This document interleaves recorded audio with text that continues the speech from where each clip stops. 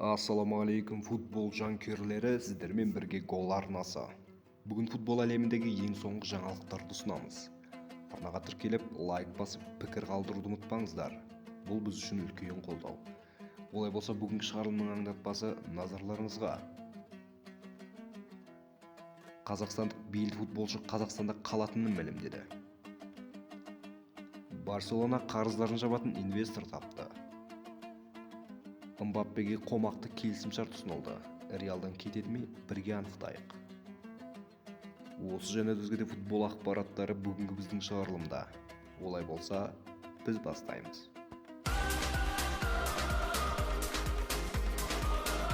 Лионель Месси Америка патшасы атануы мүмкін. Футбол әлеміндегі аңыз ойыншы Лионель Месси тағы бір беделді атаққа жақындап келеді. Испанияның танымал El País журналы Интер Майами шабуылшысын 2025 жылғы Американың ең үздік ойыншысы атағына үміткерлер тізіміне қосты. Месси ақш-та ойнап жүрсе де өзінің жоғарғы деңгейін дәлелдеп келеді. Оның тәжірибесі, көшбасшылық қасиеті мен шешуші сәттердегі ойыны MLS пен жалпы Америка құрлығындағы футболға ерекше әсер етті. Айта кетейік, бұл жүлдеге үміткерлер қатарында тек Месси ғана емес, тізімде де Аракеста, Агустин Росси, Бруно Энрике, Педро Абреу, Густаво Гомес, Виктор Роке, Флако Лопес, Леандро Парадес және Анхель Ди Мария сынды танымал ойыншылар бар. Жеңімпаз 250 журналистің дауыс беру арқылы анықталады, ал нәтижесі 31 желтоқсан күні ресми түрде жарияланбақ.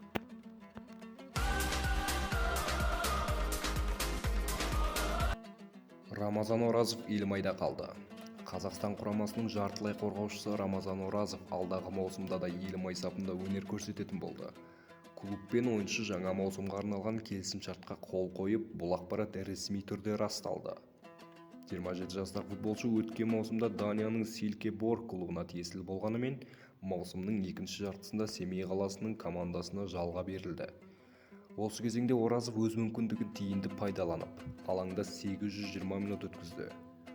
Ол бұл уақытта 2 гол соғып, 2 нәтижелі пас беріп, команданың ойын жүйесіне тез сіңісе алды. Тұрақты ойыны мен тәжірибесі бапкерлер штабының сеніміне ие болғандымыз. Нәтижесінде Елімай жазғы трансферлік кезеңде футболшының келісімшартын толықтай сатып алып, оны клубтың негізгі ойыншылардың біріне айналдырды.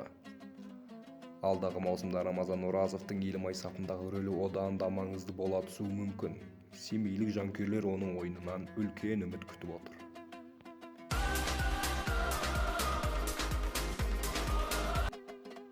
Поль Погба тағы да жарақат алды. Франциялық жартылай қорғаушы Поль Погба қайтадан қатардан шықты. Бұл жолы ол сол аяғының балтыр бұлшық етін жарақаттап алған. Қазіргі таңда ойыншы медициналық бақылауда, ал оның нақты қанша уақытқа алаңнан тыс қалатыны әзірге белгісіз. Жарақат салдарынан Погба Марсельге қарсы маңызды матчқа қатыса алмайды. Бұл ойыншыны қатарға қайта қосуға үміттеніп отырған Монако үшін жағымсыз жаңалық. Айта кетейік, Поль Погба допинг дауымен ұзақ жарақаттан кейін жақында ғана алаңға оралған еді. Ол осы кезеңде бар болғаны 3 матчқа қатысып, небәрі 43 минут қана ойнады. Толық формаға енбей жатып, тағы да жарақат алуы жанкүйерлерді алаңдатпай қоймады. Қазір басты сұрақ, Погба өзінің бұрынғы деңгейіне қайта орала ала ма? Әлде жарақаттар оның мансабына кедергі бола бере ме? Өз ойыңызды комментария бөліміне жаза кетуді ұмытпаңыз.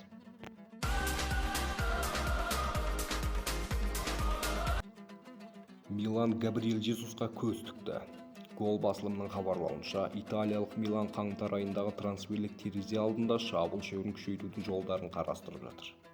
Соңғы ақпараттарға сәйкес миландықтар Габриэл Жесусты жалға алу нұсқасын талқылаған. Алайда бұл мәміле бірнеше қиындыққа тіреліп отыр. Ең бастысы қаржылық шектеулер. Милан үшін бразилиялық шабуылшыны толық сатып алу мүлде мүмкін емес деп бағалануда. Тіпті жалға алу нұсқасының өзі оңай болмайын деп тұр. Себебі Жесустың Арсеналдағы қазіргі жалақысы жылына шамамен 16 миллион евроны құрайды. Бұл сома Миланның жалақы құрылымынан әлде қайта жоғары. Сондықтан келіссөздер өте күрделі көрінеді. Осылайша Милан тәжірибелі шабуылшыны сапына қосуды қаласа да, қаржылық реалиялар бұл трансфердің жүзеге асуына үлкен кедергі келтіріп отыр.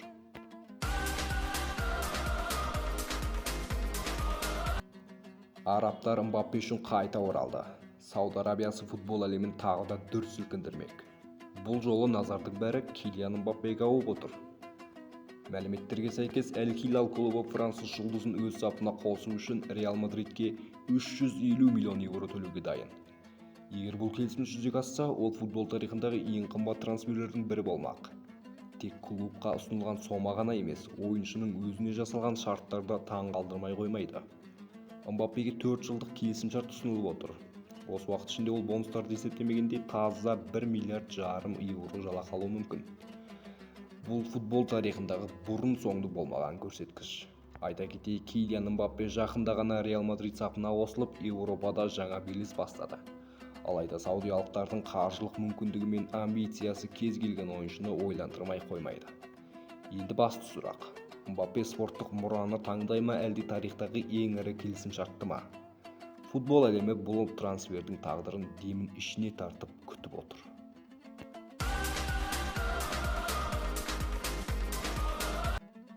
Барселона қарызынан құтылмақшы. Арабиялық шейх Хамзада Мұхаммед бин Салман каталондық клуб үшін 10 миллиард қаржысын жұмсауға дайын екен. Еске салсақ, Барса біраз жылдан бері 2,5 миллиард қарыздан зардап шегіп келеді.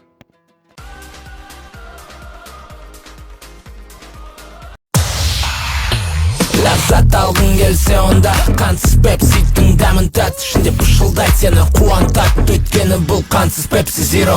Олдырар керемет дәм, өйткені бұл қансыз пепси зиро. Пепси зиро, керемет дәм, қансыз пепси зиро.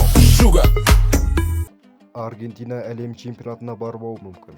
Жергілікті федерация президенті Клаудио Тапианы 4,5 миллион жымқырды деген айыппен тергеу басталып, 17 клубтың офисін жіті тексеру үстінде. ФИФА бұл жағдайға наразы және шынымен әлем чемпиондарын 2026 жылы өтетін турнирден шеттету қарастыруда. Осылайша әлем чемпиондары өз атағын қорғамау қаупі бар. Месси бастаған ұжымның орнына басқа солтүстік америкалық ұжым қарастырылу үстінде. Мінекей, бүгінгі жаңалықтар топтамасы аяқталды. Қоңырауша түймешесін басып, пікір жазып, лайк басуды ұмытпаңыздар. Сондай-ақ ұсыныстарыңызды пікір алаңына жазыңыздар. Сіздердің ойларыңыз біз үшін маңызды. Бекітілген пікірдегі телеграм арнамызға тіркелуді де ұмытпаңыздар. Аман саулықта, жеңісті күндерде жүздескенше.